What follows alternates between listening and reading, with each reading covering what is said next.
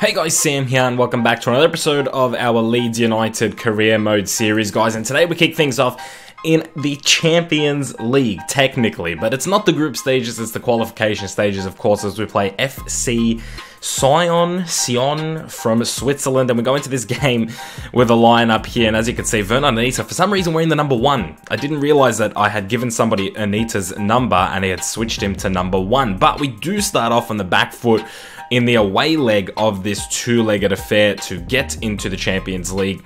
And we actually go down 1-0 to the Swiss side, who started off fantastically. A lot of attacking options. I don't actually know any of the players in their team, except I think they have Kasami, who used to be at Fulham. I believe he's one of their players. But yeah, just a lot of attacking power and a lot of pace. But we do get one back through Ben Woodburn. There's some fantastic play.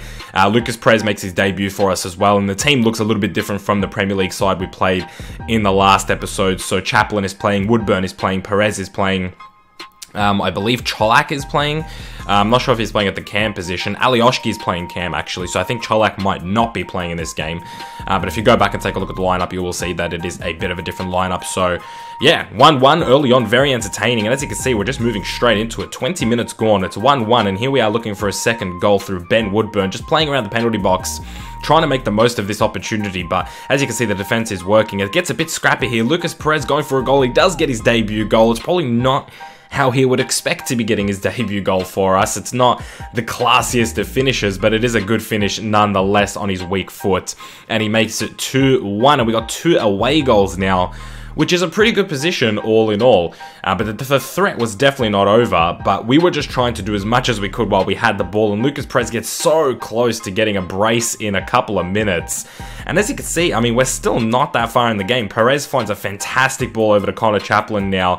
Just at the half an hour mark, Chaplin skies that one. He rushes that one big time, and just before half time, it's Alioski through to Perez. He chips it over to Connor Chaplin, who's one-on-one with the keeper here.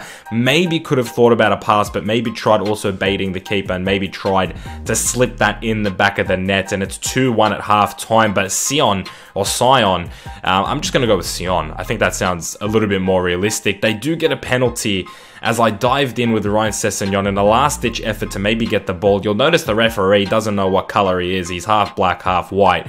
I don't know if you saw that, but you can go back and look at it. Sessegnon gets the red card, but Ramsdale with the penalty save keeps us up 2-1 in this game, but we are down to 10 men, which now means that Sion probably has the advantage, but not if Alioski has anything to say about it. What a fantastic finish that is from Alioski, a man who I think going into this season really has to fight for his spot. I mean, he's under pressure in so many positions with the addition of Cholak, with the addition of course, Kelly coming through the youth squad. He's got so much competition with Connor Chaplin as well, Woodburn, Kmar Roof even. I mean, there is a lot of competition for those attacking positions, and he is one of the players that'll definitely have to fight for it. Unfortunately, we can't hang on to our 2-goal lead, our 2-goal cushion, and Sion bring one back. Just as the game is winding down, we maybe dropped our heads a little bit and just sort of lacked in the concentration department, and unfortunately for us, Sion makes it 3-2, and we do get the 3 away goals, and we do have a 1-goal advantage going into the home leg, which isn't too bad, but they definitely showed us that they are a quality team, and they're not to be taken lightly at all. I mean, that was much harder than I thought it would be, that first leg, and I was definitely not looking forward to going to the second leg against this team. But to split up these 2 games, we had Spurs at the weekend in the Premier League. As we head back into the Premier League, you'll notice our history against them is not very good, actually. We're coming off 2 losses against Spurs, and yeah, we're definitely... Actually, Spurs are probably one of the teams that we have the worst record against, which is saying something, because we have picked up a win against them, and Saïs starts off fantastically. I mean, what a finish from Saïs. This man has hit the ground running in Season 3. He's probably pretty angry that he wasn't the main man last season. He's a player that obviously wants to be the main man, and last season he did not win the Fans Player of the Season or the Billy Bremner Award, which was what he won in Season 1, so he's definitely got a chip on his shoulder, definitely wants to prove that he is still the best player in this team, and whether he is or isn't will be known at the end of the season. But we do pick up a 1-0 lead against Spurs, which is also vital against such a talented Tottenham team. And it's Dele Alli now just after half-time trying to get his team back into it, and it's Janssen with a great finish. Not even going to blame Ramsdale for that one. That is just a fantastic finish from Janssen, and he makes it 1-1, goes over to Pochettino, and he goes and celebrates a little bit. Now, the starting lineup for Spurs was a little bit weaker, but they were bringing on their main players as the game was going on. I think Dele Alli was one of them. I don't think he started the game. I think he got subbed on at half-time, and slowly they started bringing in their big guns off substitutions. And I noticed that with big teams, I think the way the algorithm works for the matchmaking is when you're a small team and you do a road to glory, the way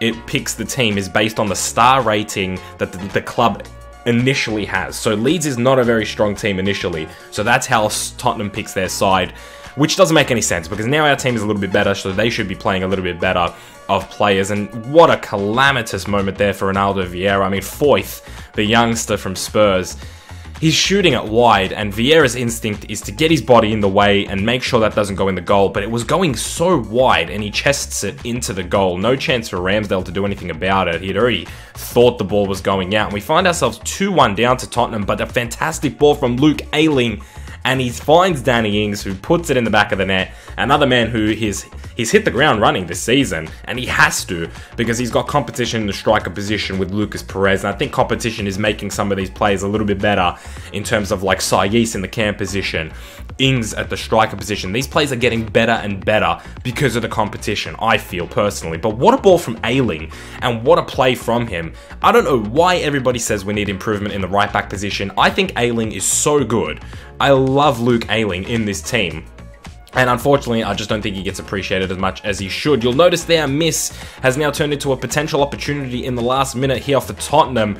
And what a ball that is into Foyth. And he finds Harry Kane, who's been subbed on, who's just holding the ball. And it's got to be surely the last seconds of the game. Foyth gets it again. He whips it into Sissoko at the far post. It's off the crossbar, finds Harry Kane off the upright, and Spurs win the game 3-2 pretty much. I mean, last seconds of the game, but what a turnaround. We looked like we could potentially score through, I believe, Sayis on the other end. Spurs turn it into an attack, and I mean, they're just the closest of margins. Even Kane's shot was not that accurate. He could have pulled that wide, and it goes through Janssen's legs, and everything falls for Spurs there, and they pick up the 3-2 win, which means we now have a 1-win, 3-loss record against Spurs. A bit of a bogey team as this season and as this series develops. They are definitely turning into a bit of a bogey team, but we shift our focus back onto what was the important game. I mean, I guess Spurs was very important, but moving on now,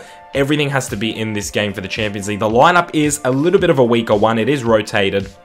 It is rested, but still enough quality surely to see this tie out.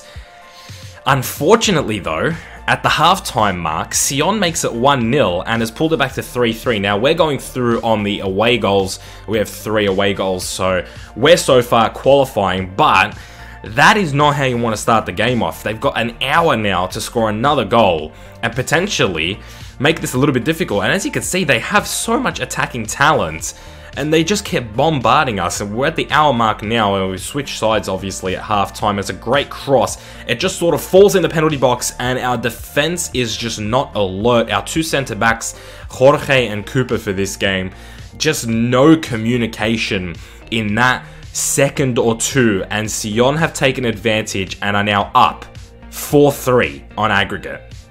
I mean, that is just incredible. And of course, it's not both Jorge and Cooper involved in that instance. It was actually Calvin Phillips who is returning his first game from his injury. And unfortunately, we're down 4-3 and we're in a bit of trouble. But it is that man, Calvin Phillips, who digs us out of that trouble once again.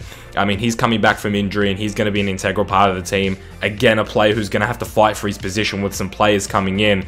Most notably, Carles Alenia.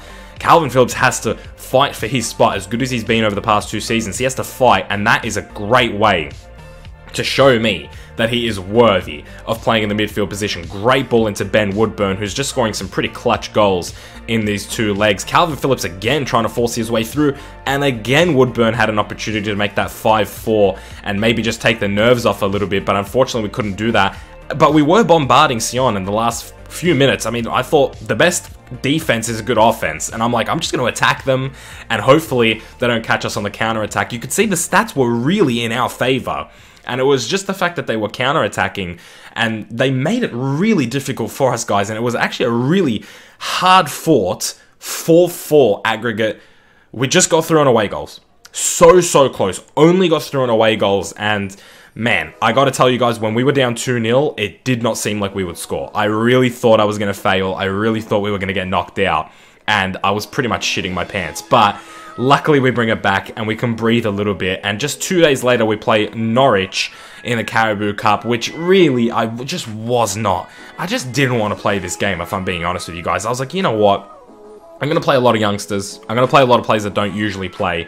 And whatever. Like, whatever happens, happens. I don't care. We've just qualified for the Champions League group stages.